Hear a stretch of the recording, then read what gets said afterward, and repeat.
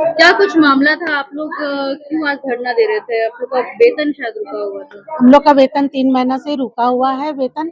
और उस वेतन का कारण शायद जीपीएफ नंबर है।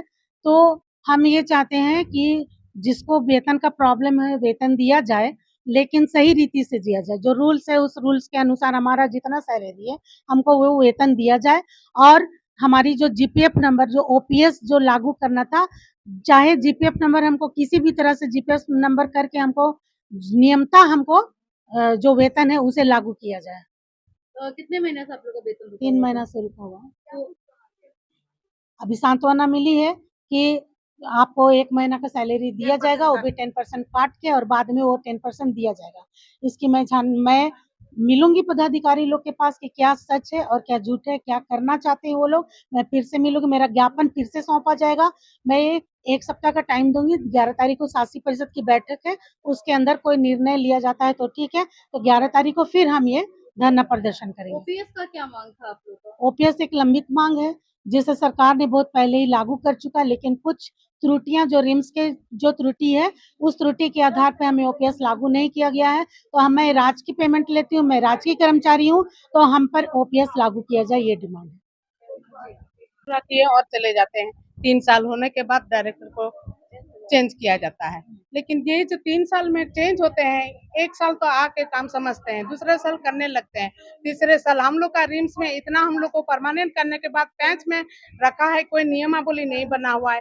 हम लोग का पक्ष में कोई नियमावली नहीं लागू रहने के कारण हम लोग को बहुत प्रॉब्लम होता है। और वही एक प्रॉब्लम है जो हम लोग आज ओपीएस के लिए तड़प रहे हैं। और सदियों से और डायरेक्टर ये भी तो चले जाएंगे, फिर कोई आएंगे, वो भी समझते बुझते चले जाएंगे, लेकिन फंस तो रहे हैं हम लोग। हम लोग काम करते हैं, हम लोग एम्प्लॉय, हम लोग इसके पीछे नहीं दौड़ सकते हैं। लेकिन हम लोग के लिए जो देखने वाला है, जो इसके ई में बैठे हुए हैं, टेबल में बैठे हुए हैं, उन लोग को तो सोचना चाहिए। हम लोग एम्प्लॉय हर बार दौड़ के नहीं आ सकते हैं, लेकिन जो चीज हम लोग में लागू होना चाहिए वो चीज लागू होना चाहिए। जो हम लोग का हक है, ओपीएस जब पूरा झारखंड में लागू किया गया था, हम लोग के लिए क्यों अभी तक नहीं हुआ है?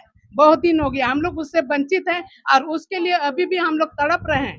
हम लोग की बहुत कोई रिटायर कर गई है और अभी हम लोग भी और करने वाले हैं, तो कब तक हम लोग इंतजार करें? वो लोग बिना पैसे के भी रह रही है। एनपीएस में जो है वो ज्यादा पेमेंट नहीं मिलता है।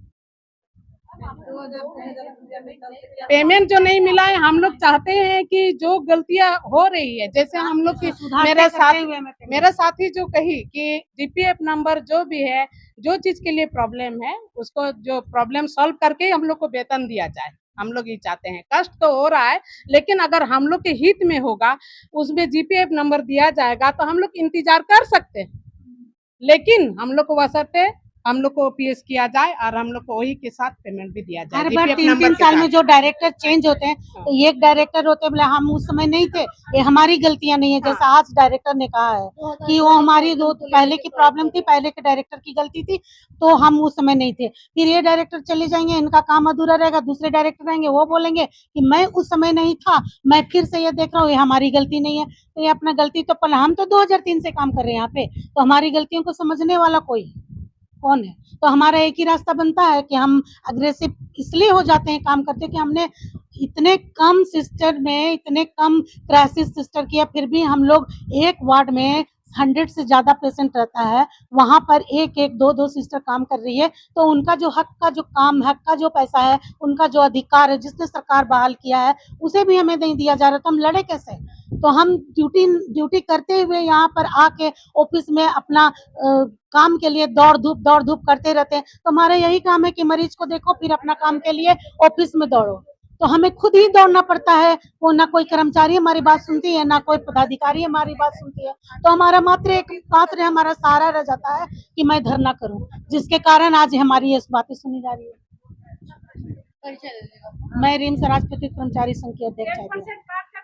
ये रिम्स में जो व्यवस्था थी, एक थोड़ा सा टेक्निकल इशू आ रहा है। जो 2013 से ही हम लोग जिस तरह एम्प्लॉइज को सैलरी दे रहे थे, वो हमारे सॉफ्टवेयर में और ट्रेजरी के, झारखंड सरकार के ट्रेजरी के सॉफ्टवेयर में थोड़ा सा मिस मैच है, जिस वजह से हम सैलरी नहीं निकाल पा रहे हैं। सब कुछ सॉफ्टवेयर बेस्ड है, तो हम जिस तरह सैलरी रेज कर रहे हैं एम्प्लॉइज की, उनका सॉफ्टवेयर में वो प्रोविजन नहीं है। तो उस पे काम चल रहा है, ऑलरेडी मीटिंग्स हो चुकी हैं हमारे फाइनेंस डिपार्टमेंट की और हमने भी बातें कर ली हैं। तो वो सॉफ्टवेयर थोड़ा रिम्स के लिए मॉडिफाई करना पड़ेगा। तब तक जो सलूशन है वो ये था कि पहले क्या करते थे कि हम एनपीएस का पैसा काट के और फिर देते थे, वैसे ट्रेजरी ही बाकी एम्प्लॉइज का काट लेती है। तो वो पैसा जो काट के हम फिर वापस करते थे, वो सलूशन ये निकला है कि उसको माइनस करके आप सबकी सैलरी निकाल लो। अब इन लोगों को ये कंफ्यूजन हो गया कि हमारी तनख्वाह कम हो रही है। तो ये जो मिथ था वो मैंने दूर किया कि आपका इस चक्कर में इन्होंने 2 दिन काम नहीं होने दिया, तो इस चक्कर में जो है वो तनख्वाह नहीं बन पाई। अब पीजीज की इनकी प्रॉब्लम नहीं थी तो उनकी तनख्वाह बन गई, हमने एक्स्ट्रा टाइम ऑफिस खुलवाया।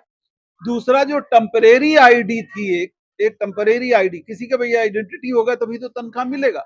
तो टेम्परेरी आईडी हमारी जो है वो रिम्स अपनी जारी कर लिया है, ट्रेजरी ने जारी नहीं किया है, इसलिए दोनों में मिसमैच हो जाता है। तो अभी हम कोशिश ये करेंगे कि परमानेंट आईडी जो है वो ट्रेजरी ही दे दे ताकि ये समस्या हमेशा के लिए खत्म हो। मतलब है कि ट्रेजरी घोटाला और कोटा में दिक्कत की वजह से हाँ, मतलब वो है, बेसिस तो वही है भाई।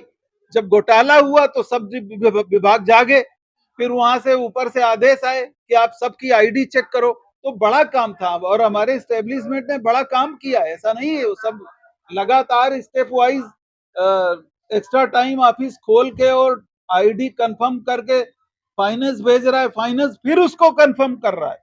हालांकि रिम्स में इस तरह के घोटाले का चांस बहुत कम है, छोटा मोटा तो हो सकता है लेकिन इतना बड़ा घोटाला नहीं हो सकता था। लेकिन फिर भी सरकार से जो सावधानियां आई, भाई इंस्टीट्यूट तो सरकारी है ना, पैसा तो सरकार दे रही, तो सरकार के नियम फाइनेंस में हमको फॉलो करने पड़ेंगे। तो बेसिक जो प्रॉब्लम है वो हमारी टेम्परेरी आईडी की एनपीएस कटने की जो लेके जो 2013 से व्यवस्था चल रही थी, उसको अब झारखंड का ट्रेजरी रिकॉग्नाइज नहीं कर रहा है। तो उसका जो सलूशन निकाला है उसमें इन लोगों में कंफ्यूजन हो गया कि ऐसा ना हो कि हमारी हर महीने 10% कम मिले। तो पैसा तो सरकार में कहीं जाता नहीं है और ऐसा भी नहीं होता है कि सरकार में पैसा कम हो, पैसा तो बढ़ता ही है सीनियरिटी के हिसाब से। तो वही वही मैंने इनको इंश्योर किया तो समझ में आ गया। राशि का भुगतान देखिए एक साथ नहीं हो पाएगा, वो मैंने इनको भी बता दिया।